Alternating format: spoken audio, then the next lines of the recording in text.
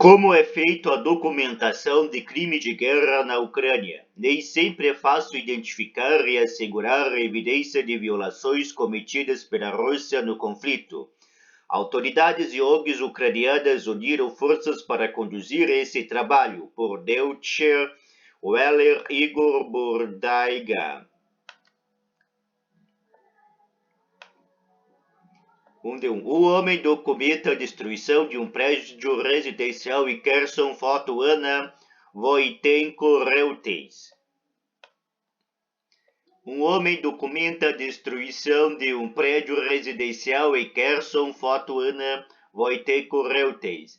Mais de 75 mil crimes de guerra cometidos pelo exército de Moscou foram registrados por autoridades ucranianas desde o início da invasão da Ucrânia pela Rússia.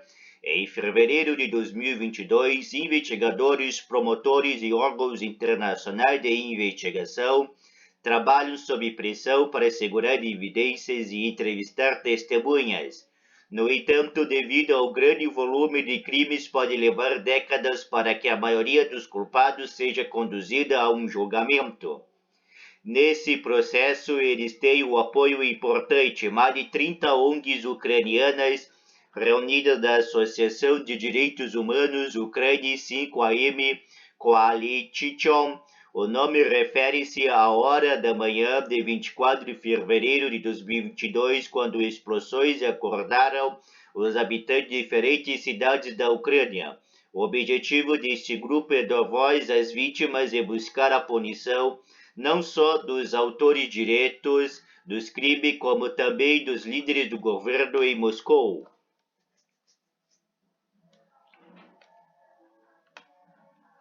Algumas das organizações da Ucrânia 5AM Coalition têm reunido provas de crime de guerra desde a anexação ilegal da Crimeia pela Rússia em 2014. Agora compartilham suas experiências com colegas da sociedade civil, representantes de autoridades investigativas. Nenhum país está preparado para resolver todos os crimes de guerra. Na Ucrânia também não havia essa experiência até 2014, então a sociedade civil teve que intervir, afirma Roman Avramenko, diretor da organização Truty Roundits, que documenta essas violações. Linhas diretas e testemunhas.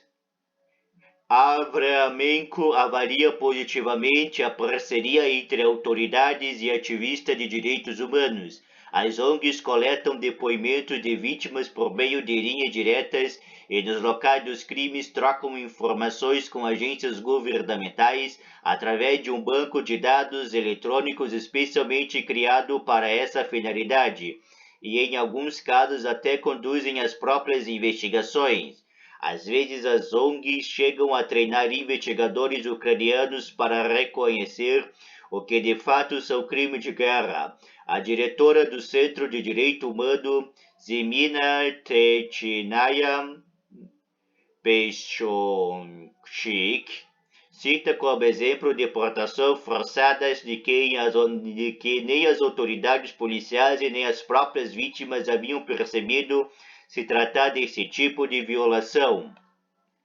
Em missões de campo, a Zemina documentou 233 casos de deportação, por exemplo, em aldeias da região de Kharkiv, da fronteira com a Rússia. Em conversas descobrimos que quase nenhuma das vítimas havia relatado isso às autoridades policiais. Muitas vezes os afetados sequer entendem que foram vítimas de um crime, porque as deportações foram disfarçadas de evacuações, explica. Ainda mais complicada é a situação de jornalistas e ativistas que foram detidos em territórios ocupados pela Rússia, afirma Ora Shiripinaik, do Grupo de Direitos Humanos da Crimeia. Segundo a ativista, muitas vezes o desaparecimento dessas pessoas é reportado apenas pelos seus familiares, e como não há uma acusação formal contra os detidos, eles praticamente não têm proteção legal. Assim, a rede de contato da ONG é a única forma de descobrir em que prisão russa eles estão. Já sabemos de pelo menos 110 presos em um novo centro de detenção em Simferopol, na Crimeia, ocupada pela Rússia, mas as possibilidades de localizar essas pessoas e verificar sua situação são muito restritas. A Rússia não quer reconhecer oficialmente muitos deles como prisioneiros de guerra, o que torna sua libertação praticamente impossível, explica Skripnik. De apelos agressivos ao ecocídio. Oksana Romaniuk, diretora do Instituto de Informação de Massa IMI da Ucrânia, que documenta crimes contra jornalistas há anos, disse que mais de 500 crimes contra representantes da mídia foram registrados desde o início da guerra. Para ela, o termo desinformação foi aplicado de forma incorreta por anos. Quando falamos de propaganda russa, tendemos a esquecer que, na realidade, se trata de uma forma extrema de discurso de ódio. Neste ano, ela se tornou extremamente agressiva com apelos diretos de genocídio para bombardear alvos civis e assassinar ucranianos. Tudo isso pode ser atribuído até às doutrinas de Putin, destaca. O IMI trabalha para que a propaganda agressiva seja reconhecida como um crime, mas admite que o direito internacional ainda não descreve legalmente tal delito. Para mim está claro que isso constitui um crime contra a humanidade e um crime de agressão, mas essa dimensão não é descrita em nenhum lugar. Por isso, enfrentamos o desafio de garantir que esses propagandistas sejam punidos pela justiça, inclusive em nível internacional, ressalta Romaniuk. Ecologistas ucranianos que tentam documentar o crime de ecocídio, que também é bastante comum para o direito internacional, enfrentam um problema semelhante.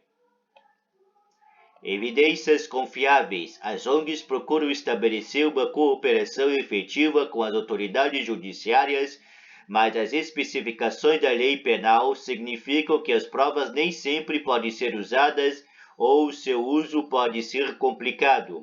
Condicionar um vídeo do YouTube a um artigo de um jornalista aos autos, por exemplo, requer uma variedade de procedimentos e os tribunais geralmente os classificam como provas inadmissíveis, diz Olga Reishtailova, cofundadora da Iniciativa de Mídia para os Direitos Humanos da Ucrânia.